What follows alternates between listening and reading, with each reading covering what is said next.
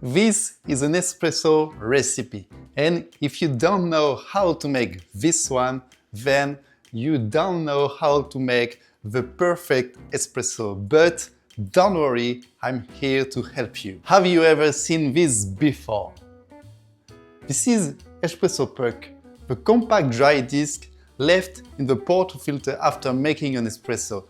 For us barista, this puck is the proof of a perfect shot. When it's dry and uniform like this, it means everything was done just right. Today I'm going to show you a big part of the Barista ACA exam, how to make a professional level espresso shot at home. So let's talk about this recipe. In the world of professional baristas, we don't just eyeball heat. We set precise recipes based on the beans and flavor we want. A recipe like 18-24-21 means 18 grams of coffee ground in a portafilter, 24 seconds of extraction time, and we should end up with 21 grams of espresso in the cup. Each coffee needs its own recipe, so this can vary, but the idea is to create a balanced shot where you get consistent flavors every time. Precision is key.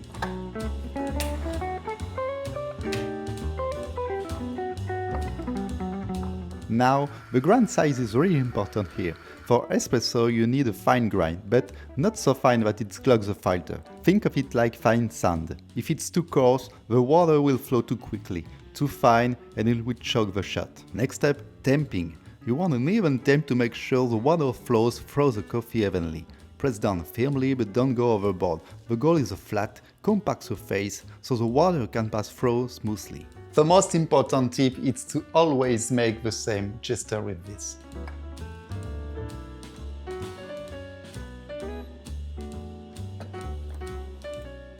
Now let's start the extraction. For this recipe, I'm aiming for 24 seconds.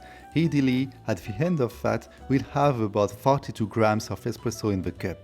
Watch the flow here. It should start as a steady stream that tapers off at the end, almost like honey. One more tip I forgot to mention, all the recipes are created for 2 espressos, because in the professional world you always use a double filter because the single one is unsuitable.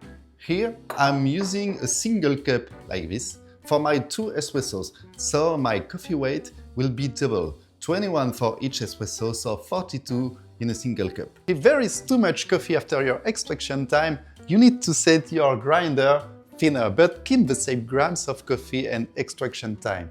And if it seems like a ristretto, you need to set your grinder coarser. Adjust your grinder after each espresso test until you have your recipe. To me, that's why it's more important to invest in a good grinder rather than an expensive coffee machine. By the way, at the ACA exam, you have 15 minutes to make the impulse recipe. That's what I call perfect espresso. Smooth, balanced with flavor is just amazing. Now let's take a look at the puck. When you see a dry, compact puck like this, it's a great sign. It means the water passes evenly through the coffee, leaving a solid disc behind. If it's wet or soupy, something went wrong. Maybe the grind size or the temperature. Before we finish up, let me give you a couple of tips for fine-tuning your espresso. Think about the caffeine content and flavor profile you want. If you let less water flow through, you will end up with less caffeine and a more acidic taste. But if you let it run longer, you will get more bitterness and higher caffeine content. If you prefer longer, adding hot water after extraction, not by letting more water flow through the coffee. This way, you keep a balanced flavor without over-extracting the grounds. So there you have it, a full espresso recipe and how to nail it every time. Remember, the puck tells the story. When you've got a compact dry puck, you know you are on the right track. Try it and let me know how it goes. Drop any question in the comments, and if you have your own espresso tips or recipes, I'd love to hear them. Don't forget to like, subscribe and hit the bell for more coffee tips every week. Ciao!